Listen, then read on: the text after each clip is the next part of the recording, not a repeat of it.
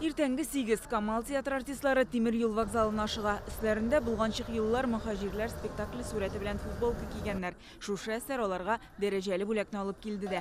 Алтын битлек белән кайтучыларны каршы алганда спектакльдән көй яңгырап торды.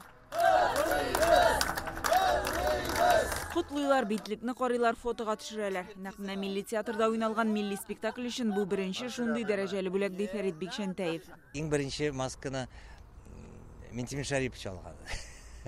Алтын битлекне. Шуннан соң Марсель Сәлимҗанов, шуннан соң Ринат Таҗетдинов.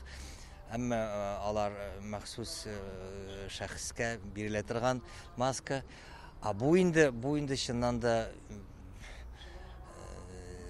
спектакль өчен, иҗат өчен, күмәк иҗат өчен. Чөнки барыбер театр ул күмәк иҗат, коллектив. Шуңа күрә бу икеләтә ниндидер горурлык хисе тудыра торган әйбер. Аннары бу иң зур номинация битлеге.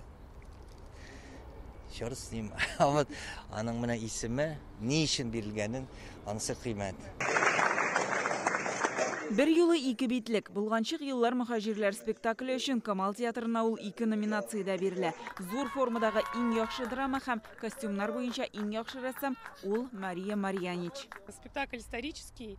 Бу тарихи спектакль, шуңа күрә костюмнар буенча эш катлаулы булды. Милли киемгә кагылышлы күп материал өйрәнелде. Аннары аны яшьләр кабул итә алсын өчен заманча итеп үзгәрттем. 60лап костюм әзерләнде. Мәхмүд Галиев әсәре буенча куелган спектакль халкыбыз тарихындагы катлаулы бер чорны чагылдыра. Вакыйгалар 19 гасыр ахырында бара. Ачлык, халык санын алуга бәйле рәвештә кузгалган чуалышлар, бөлгенлеккә төшкән татар крестьяннары. Алар бәхет эзләп читкә чыгып китә. Ләкин чит җирләрдә аларны беркем дә кулаш җәеп каршы алмый. Спектакльдә Камал театрының барлык артистлары диярлек катнаша. 50 кеше ул спектакльдә уйный, тирләп, янып, бер труппа белән яшибез.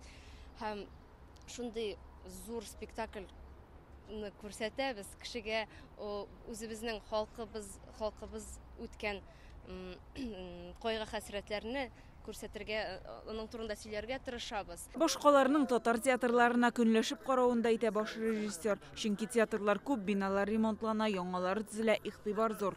Горурлык хисе белән Татарстан өчен, безнең театрлар өчен, безнең театрны яратып, хөрмәт итеп карап, безнең җитәкчеләр өчен сөенеп, мин анда әйтмәкче идем, әйтәм, толкынландым, әйтә алмадым, әйтәм. Бүген Казанда менә футболда, мәсәлән, берәр ил отса, анда бит гыр килә. Испания отса, чемпион булса, бунда да әйтәм, Татарстанда монда һәр бәйрәм әйтәм. Чөнки чыннан да алтын битлек эш театр бу бик зур дәрәҗә.